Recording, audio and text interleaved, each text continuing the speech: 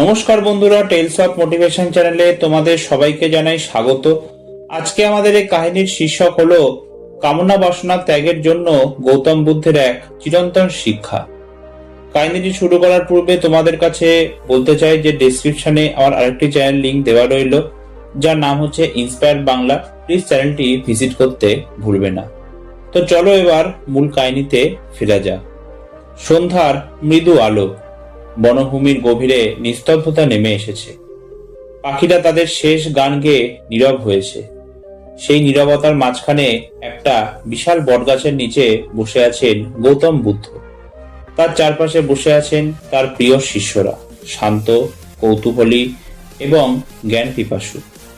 হঠাৎ একজন শিষ্য নীরবতা ভেঙে প্রশ্ন করল, ভগবান, মানুষের দুঃখের মূল কারণ কি? বুদ্ধ মৃদু হাসলেন। তার চোখে ছিল অসীম করুণা ও গভীর জ্ঞান। তিনি বললেন, দুঃখের মূল কারণ হলো কামনা বাসনা। এই একটি বাক্য যেন চারপাশের নীরবতাকে আরো গভীর করে তুলল। বুদ্ধ ধীরে ধীরে বলতে শুরু করলেন, মানুষ সবসময় কিছু না কিছু চায়, ধন, সম্মান, ভালোবাসা, সুখ। কিন্তু এই চাওয়াগুলোই তাকে বেঁধে রাখে দুঃখের শিকড়ে। তিনি একটি উদাহরণ দিলেন। ধরো, একজন মানুষ মরুভূমিতে হাঁটছে। সে তৃষ্ণার্ত। দূরে সে একটি মরীচিকা দেখে, জল মনে করে দৌড়ায়, কিন্তু কাছে গিয়ে দেখে কিছুই নেই। তবুও সে দৌড়াতে থাকে, কারণ তার মনে আশা আছে। শিষ্যরা মনোযোগ দিয়ে শুনছিল। বুদ্ধ বললেন, ঠিক তেমনি আমাদের কামনা বাসনাও মরীচিকার মতো। আমরা ভাবি এটা পেলেই সুখী হব, কিন্তু যখন পাই তখন নতুন আরেকটি ইচ্ছা জন্ম নেয়।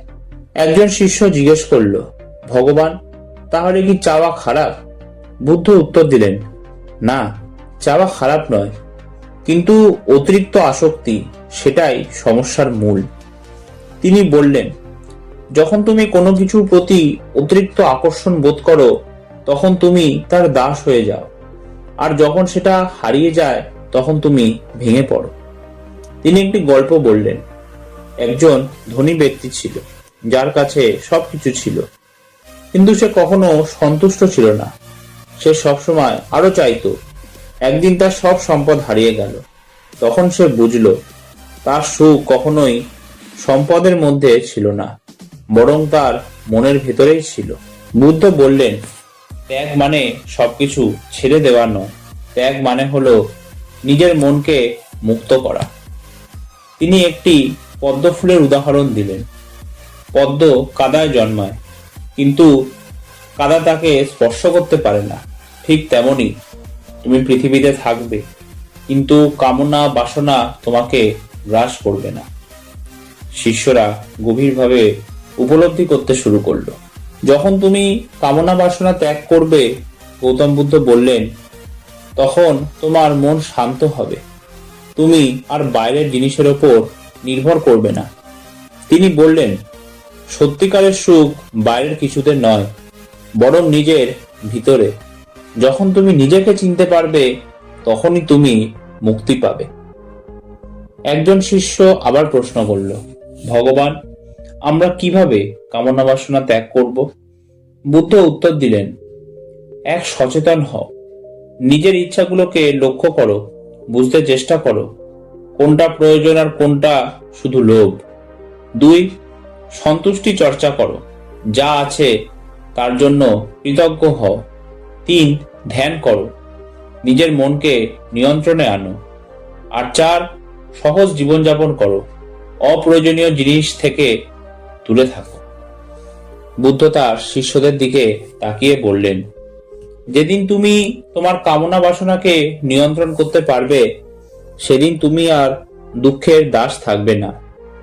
তুমি হবে স্বাধীন, মুক্ত এবং সত্যিকারের সুখী।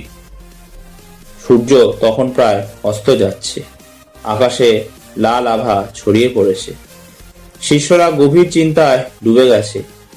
তারা বুঝতে পারল, সত্যিকারের সুখ পাওয়ার জন্য বাইরের কিছু নয়, বরং নিজের মনকে জয় করাই সবচেয়ে গুরুত্বপূর্ণ। কামনা তোমাকে দাস বানায়, কিন্তু ত্যাগ তোমাকে রাজা বানায়। তাই আজ থেকেই শুরু করো নিজেকে মুক্ত করার যাত্রা। এই ভিডিওটা এতটাই। ভালো লাগলে প্লিজ ভিডিওটা লাইক, শেয়ার, চ্যানেলটা সাবস্ক্রাইব করতে ভুলবে না। আর ভিডিওটা কেমন লাগলো প্লিজ কমেন্ট করতে ভুলবে না। তো একটা নতুন ভিডিও নিয়ে তোমাদের সামনে আমি আবার উপস্থিত হব। ততক্ষণ সুস্থ থেকো, সাবধানে থেকো সবাই। ধন্যবাদ।